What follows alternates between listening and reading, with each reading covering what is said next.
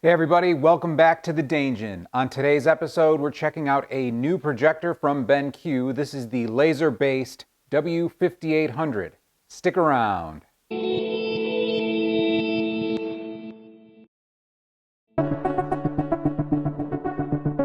to be in orbit.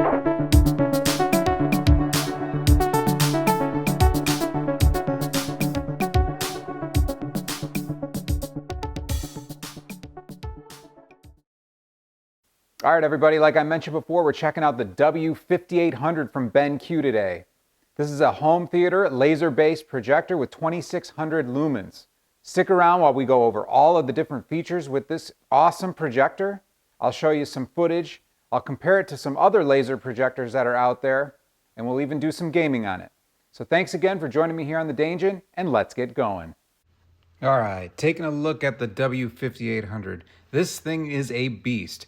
Actually, it really is, because it's measuring roughly 5.5 inches tall, 15 inches of depth, and 20 inches wide. It really has a hefty weight too, 23.1 pounds this thing comes in at. It is a very big machine, and that goes to say the same with the remote as well.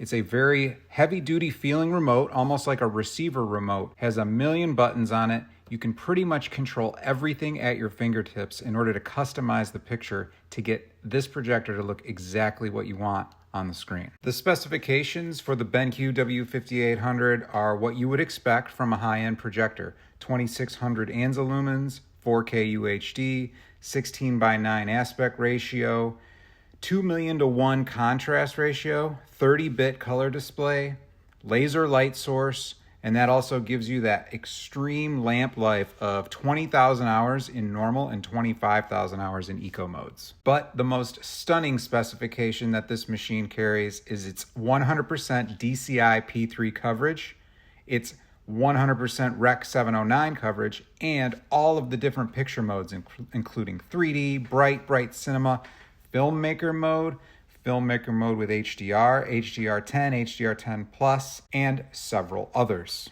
Whether you're watching HDR content or SDR content with just some standard TV, this thing pops. And I think the reason for that is because of how it's calibrated when it comes out of the box.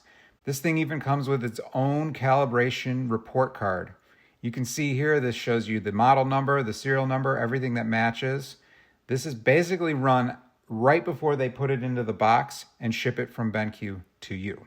The design of the projector is quite unique. It has two large cooling inlets on the front, along with the lens, another vent on the right side, as well as some signal lights. And flipping around to the back, you'll notice that there's two HDMI ports, one that supports audio return. There's also two USB ports, one that's 2 amps and one that's 1.5. Below that is your power cable input, along with a cooling fan, your RS-232 port, a 3D sync out, your IR sensor, a LAN port, a USB service port, an SPDIF port, and then to the far right, you have your menu buttons, including your source selection, power, menu, back button, and the toggle. Taking a look at the left side of the projector, you'll notice an intake area where you'll have a fan that's drawing in cool air from the outside and processing it through the projector to keep it cool. It then exits out the right side of where all of the warm air is kicked out of the projector. If you take a look at the bottom of the machine, there are 4 mounting holes for a projector mount if you're going to mount it to your ceiling, along with 4 feet, 2 of which are adjustable. All right, before I go on about the amazing picture quality of this projector, let's go ahead and take a look at the user interface. You have several different selections, just like BenQ has on most of their projectors. The UI has your picture mode, display mode, audio, installation, and system, and then within each mode, you can select different things. For instance, with picture, you can do your brightness, your contrast, your brilliant color, your HDR, etc. You can also mess with things like color temperature and that different tuning. They have some presets in there. I would recommend you just mess with the presets more than going into the individual color temperature unless you really know what you're doing. Otherwise, it does have those features, so you can adjust your gains and your different red, blue, greens. Just make sure that you're careful with it, and if you ever feel like you mess up your picture, just go ahead and hit reset. Otherwise, you can go into Cinema Master, you can do color enhancement, dynamic black, eco mode, normal mode, HDR brightness, noise reduction, you name it. If you head into display settings, you can also mess with some things that might be beneficial to your media formats. Obviously, you want to make sure that you select Enhanced Plus if you're looking to do 4K content or ultra-fast gaming, but also if you're into 3D, just make sure you jump under the Display tab and select 3D. The projector doesn't have a speaker itself, but it does offer output settings, so make sure you select those as well, especially if you're looking to do eARC. What really sets this projector apart from some of the other BenQ projectors is all of the lens control features that it has to offer. It has everything from your focus and zoom, which are digitally controlled through the remote, all the way to adjustable lens shift, which goes horizontal and vertical. If you're able to light control your theater, the BenQ W5800 offers all of the right tools in order to adapt to any screen size from 120 inches all the way up to 200. Displaying 4K HDR picture quality is really the bread and butter of this W5800 machine. You can tell just from this stock footage here that the colors pop, the black levels are extremely dark, the skin tones match how they should, and overall the picture quality is refined to the point where it looks like you're staring at something in real life. Okay, so now that I've shown you HDR10+, let's take a look at Filmmaker mode. So Filmmaker mode is kind of a more cinematic experience on Ultra HD displays, and what it does is it disables all post-processing, so the movie or the show that you're watching is displayed as it was intended by the filmmaker. So what we have here with Gemini Man is showing exactly what that filmmaker intended. Okay, so if we were to switch back to HDR10, you would notice that the colors seem to pop a little bit more and the black levels are processed a little bit more to make them look deeper and darker. So it's really up to you on what you choose. If you like that pop look where it's really bright and colorful and the blacks are really, really strong, I would probably go with HDR10 or HDR10+. But if you like that original film feel, definitely stick with Filmmaker mode. All right, now let's go over the gaming experience with the W5800. This projector allows for a 120 Hertz signal to be processed, which means that you have significantly reduced input lag, all the way down to 13 milliseconds if you're running a game at 1080p 120 Hertz. Now that is more than efficient for a highly competitive game like Rocket League or Call of Duty. And you maintain some really good image quality. This projector looks fantastic when gaming.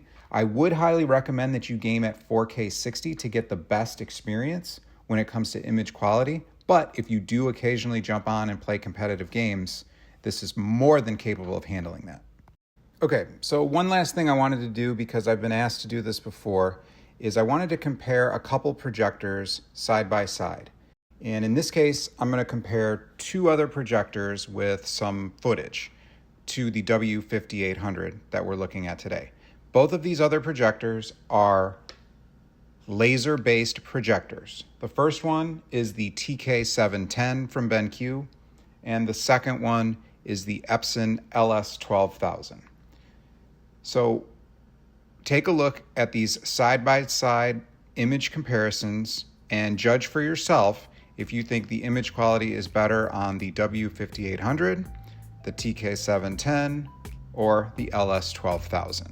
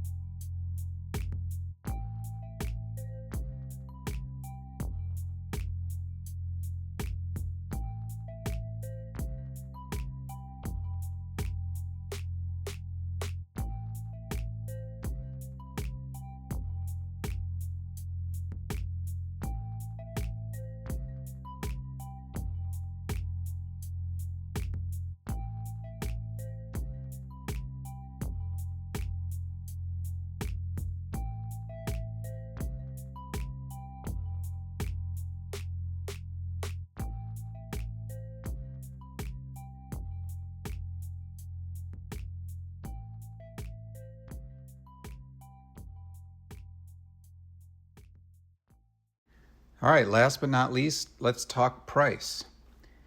The BenQ W5800 comes in at a price of $4,999 at the time of filming this video. That's $1,000 off of its $5,999 MSRP.